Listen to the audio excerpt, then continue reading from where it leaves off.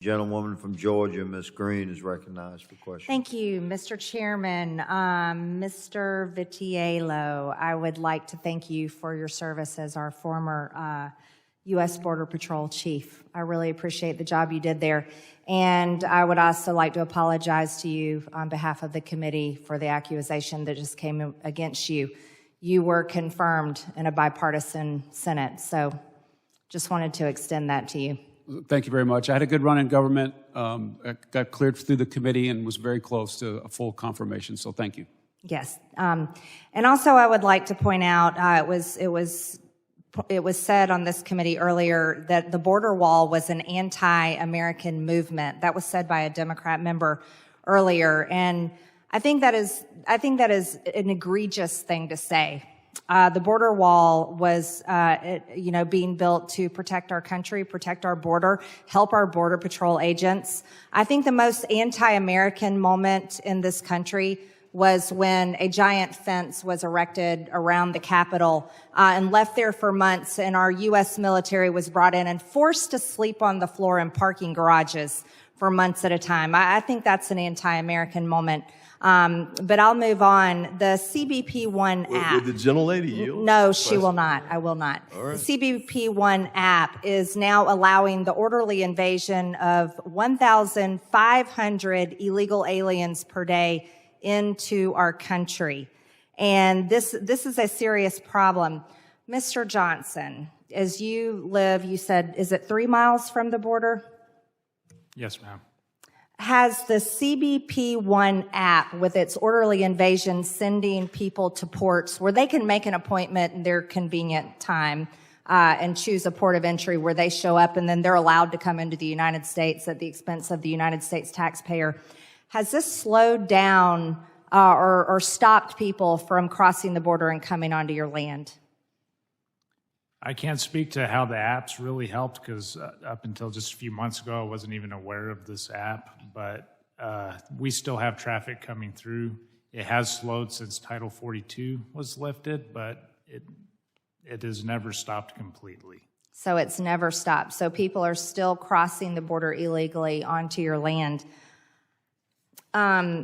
This headline, I read it on our earlier panel.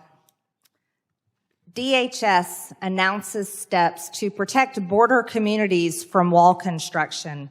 This was an actual headline from 2021, April 30th, 2021. Did the wall construction or the border wall, did you feel threatened? Was your safety threatened by the wall?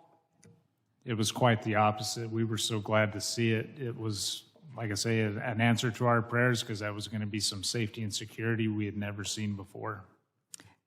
That's what I thought. It seems like it was a very good thing. It was actually helping. We had a Democrat amendment on this committee to disarm Americans 200 miles into the United States, taking away their guns. That would be you. It would take away your guns if that were made law. Do you think taking away your guns would help keep you and your family safe from the people that are constantly invading, coming across the border onto your land? Would taking away your guns help keep you safe? Absolutely not. In our area, we are so rural. The only law enforcement we have is Border Patrol. Sheriff's departments stretched thin. Response times are well over an hour. You have to rely on yourself for your own safety. So the Second Amendment, your right to bear arms, is your first line of self-defense. It's not just a luxury, it's a necessity. Thank you, Mr. Johnson. In my district, Georgia's 14th district, which is in northwest Georgia, this is far away from Texas, far away from the border, the fentanyl-involved deaths have increased in Georgia alone, have increased by over 230%. But in my district, fentanyl-involved deaths have increased by over 350%. And this looks to be, it has to be a direct result of the Biden administration's policies. And you can't help but to wonder, what would it be like in my district? What would it be like in Georgia? What would it be like in the rest of the country if 300 Americans weren't dying every single day from fentanyl? So, Mr. Vitiello, I'm sorry if I keep saying it wrong. I apologize. Would it be fair to describe the border wall, had it been completed, or at least what we have, as a force multiplier for Border Patrol in areas where it was installed? 100%. Where you have that barrier, you have an anchor for all of the technology and all the operations that need to occur in that place in the world. And so when you control that area, that gives agents more opportunity to find and rescue people that are in distress, to find and rescue people who are being trafficked, to stop fentanyl from coming into the United States.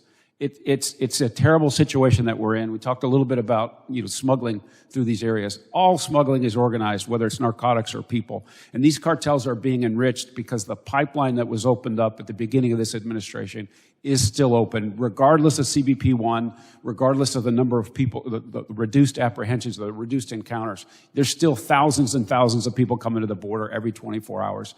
And having the right kind of infrastructure, having enough and sufficient agents, well-trained, and having the technology to support them is still important and always will be. I did this work for a long time. The American people have demanded a secure border for the entirety of my career, most acutely after 9/11, but that desire still continues, and it hasn't been addressed in a sufficient way. There was a lot of progress made in the last administration. That's all been ripped down now.